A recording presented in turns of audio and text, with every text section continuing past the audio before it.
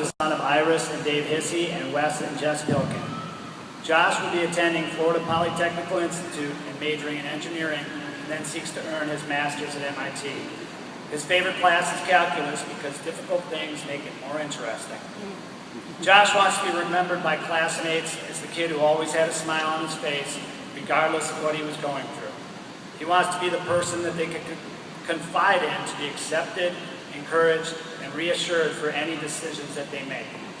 Josh would like to make the world more efficient to encourage humans to do as much as possible with their lives. Josh knows that self-control is the ultimate expression of power.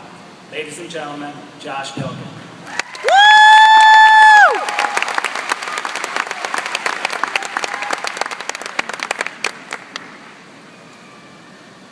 Good evening, fellow graduates, distinguished peers, and distinguished elders. We have nothing to fear for the future, lest we forget how we have overcome our past. Each and every single one of us has a story, a manuscript, chiseled to the cornerstone of the human race. The impression these words leave behind for our peers, however, is dependent upon the significance of the person who left them behind. Some men have monuments left in their name. Others have but an utterance printed into the marble. The only thing that is consistent among the way that we remember these marks in history is that each and every man and woman are remembered relative to the values and virtues they left in the hearts of their contemporaries.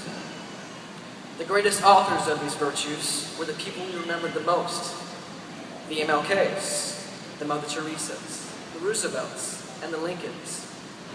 The people who aspired to improve everything around them. They encouraged, they built, they taught, and they stood for something. It was their conviction that never allowed their memory to be lost to the erosion of time. And as easily as we can say that these pioneers were strong people, we should also recognize the rubble that they toiled out of. For no great story is written without great conflict. It was their belief in the capacity of humanity that drove them to restlessness. They were never content to be stuck with what they had saw in their environment. And most of all, they wouldn't allow their footing to affect their step. Poverty could not withhold them, peer pressure wouldn't prevent them, and violence couldn't deter them. These willful individuals knew adversity as well as themselves, but they desired to know peace and stability even more. They understood with inherent truth that what was current wasn't right. And in the same way, we are no different than they. We are humans, and we cannot let historical gratification create a barrier between the ethereal and the actual. Because everyone here today has as much potential as the greatest of these mentioned. I've had life pretty easy. I'm no more mature, willful, distinguished than any of you. But I do know what struggle is. And this world has spared little detail in writing my script. When I was 7, my parents' marriage fell apart. I've lost more family, friends, and happiness than I care to admit. The shift in my mental state was polarizing. I quickly became obese.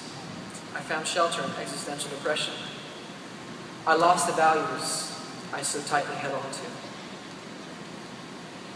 And I shut out the possibility of ever having connection with another human being. To try and change my attitude, I smiled. I put on a fake face every day to try and force myself into happiness. All they did was exhaust me. And even worse, my peers fell for the facade that everything was just fine. I was bullied, I was hurt, and I was broken. But most of all, I was a victim of my own mentality. I knew for a fact that I had nobody to blame but myself. I couldn't have asked for a more supportive family. A mother who showered me with affection. A patient stepfather who wanted to forge my character. A nurturing dad who wanted nothing more than to give me all of his time. And a tenacious stepmother who walked me through every single struggle. For 5 years I lived like this. I had it very easy. I just didn't know it. I didn't want their help. I was stubborn, and I wanted to wallow in my self-pity. And I knew what I had to do to get rid of all the pain that I had put myself into. I was going to end it.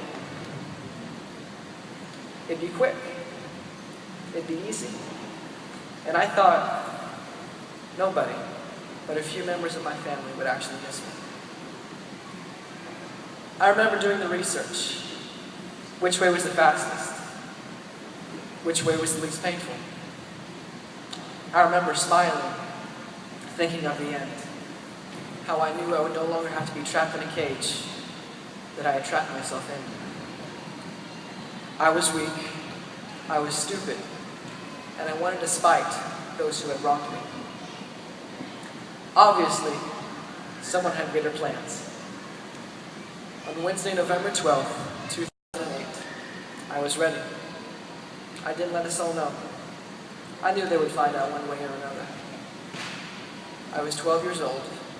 I was vulnerable. And I was in need of something I could never get by my own devices. So instead, he was given to me. He was my future best friend. I learned from him the value of feeling belonging to something, the importance of letting things go beyond your own control, and the profit we can find in optimism. When I struggled to find my humanity, he taught me how to turn the worst into the best. When I had found myself in the middle of nowhere, but in the middle of nowhere, I found myself. I discovered the liberating truth that we are free to struggle, not struggling to be free. When I strive to seek character, I turn my loneliness into solitude, my anger into passion, my somberness into wisdom, and my shyness into introversion. I wasn't content with the way I looked, so I ran, I pushed, I pulled, and I worked until I lost 52 pounds. I wasn't happy with how happy I was, so I took the heart of them to the lesson of optimism. I explored the best in every single person that I met. I humbled myself so that I could serve my peers. I wanted to be assured that no one would have to experience what I experienced. I made a promise to myself to do the very best each and every day, whether it be simply with a hello and a smile, or a compassionate gesture. Because that's all I ever wanted growing up, was acceptance. I've taken to wake up every morning being satisfied with what I have, and I want everyone to feel what I feel. But my joyous nature is not my own. I owe it to the harbingers of my life, my family, my friends, and my God. I am nothing without them. I believe that we are nothing without them, and we cannot move forward otherwise. Because each and every great monument has its great support. Looking back, I can say with absolute credence, I wouldn't have my life any other way. It has made me who I am, and to this day, my smile is real. I have a story, just as each and every one of us here do today. To forget one's past is to abandon one's character. And even still, my book is not yet finished, as are none of yours. We are the future. We are the laborers. We are the scientists. We are the doctors. We are the engineers. And hopefully, a few honest politicians. But if I have anything to say, or anything I want you to remember from tonight, it is this. Never be content with the way things are. When you reach your best, get better, because there will always be somebody who has the upper hand on you. Strive for perfection. I know you may never reach it, but it is so hard to be a stranger to success when you have the best plan possible. Not one person in here can be omitted from this fact. You all have a potential beyond your own knowledge. And if you haven't found it yet, it's because your circumstance hasn't arisen yet. You just have to be ready. This is the first night for the rest of our lives. Every moment has been leading up to this. Every teacher that wanted to see you succeed, instructors like Miss Sowers, inspirers like Mr. Drew, and encouragers like Miss Hayden. This is your time to set yourself apart. We may all head down different paths. Some will pioneer the way for their family. Others will continue the long-held traditions of their name. But the one thing we must not ever walk away from is the trail that we leave behind.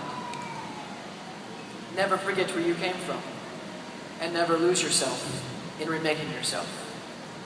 Because we are seniors. We are the class of 2014. We will leave behind a mark so much greater than the generation before us. This is our destiny. To selflessly serve our peers, to stand above the environment that we were placed in, to establish the cornerstones for the utopia our posterity may one day actually create. And only we can make it happen. This is the spirit of humanity. It took me a while, but now I see what it means to be human. And I know that we can never let go of being human beings. Thank you, class of 2014.